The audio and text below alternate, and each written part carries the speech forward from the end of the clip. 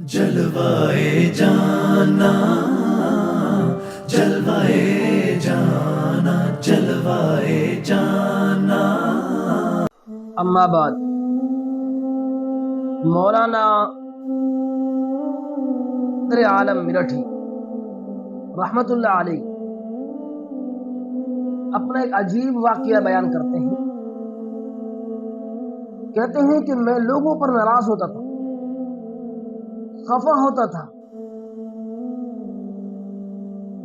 کہ یہ لوگ کیسے ہیں، کیسے گستاخیاں کرتے ہیں کہ سرکار دو عالم صلی اللہ علیہ وسلم کے روزے پر حاضر ہو کر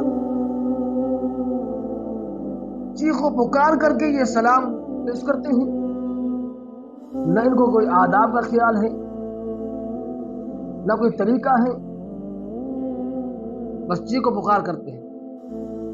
کہتے ہیں کہ میں ان عادات کو دیکھتے ہوئے لوگوں پر ناراض ہوتا تھا، ان کو تنبیہ کرتا تھا، ڈانٹ ڈپٹ کرتا تھا۔ لیکن ایک دن کیا ہوا، میری آنکھ لگ گئی، سرکار دو عالم صلی اللہ علیہ وسلم کا دیدار نصیب۔ اللہ ہمیں بھی جو ہے کہ سرکار کا دیدار نصیب فرمائے۔ دیدار نصیب ہوا تو آپ نے فرمایا کہ میرے بھائی، آپ ان سے کیوں ناراض ہوتے ہو؟ میں نے عرض کیا کہ اللہ کے رسول یہ آپ کی گستاخیاں کرتے ہیں، بے ادبی کرتے ہیں اور چیخ و پکار کر کے زور زور سے درود و سلام پیش کرتے ہیں۔ آپ کو یقیناً تکلیف ہوتی ہوگی، پریشانی ہوتی ہوگی۔ تو آپ صلی اللہ علیہ وسلم نے ارشاد فرمایا کہ ان کو علم نہیں ہے، یہ عشق اور محبت میں آ کر یہ اس انداز میں درود و سلام پیش کرتے،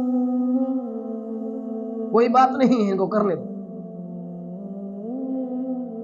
مولانا بدر عالم میرٹھی رحمت اللہ علیہ کہتے ہیں کہ جس وقت آپ صلی اللہ علیہ وسلم نے یہ بات مجھ سے کہی تو میں نے لوگوں کو منع کرنا چھوڑ دیا، تنبیہ کرنا چھوڑ دیا کہ میں کیا ہو سکتا ہوں کہ یہ امتی جانے اور ان کا نبی جانے، میں بیچ میں کون ہوں؟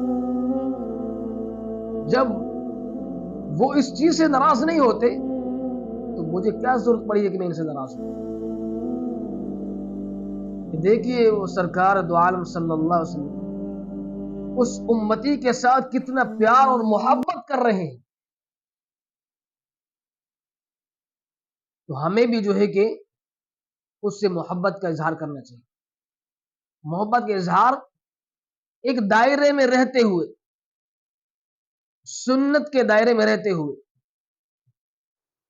اور اسی طریقے سے اگر ہمیں اللہ مدینے میں ہماری حاضری نصیب فرمائے تو وہاں کے آداب کا خیال کیا جائے، وہاں کے نظام کا خیال کیا جائے، وہاں کسی قسم کی کوئی گستاخی بے ادبی نہ ہو، وہاں کے رہائشیوں کو ہماری وجہ سے کوئی پریشانی نہ ہو۔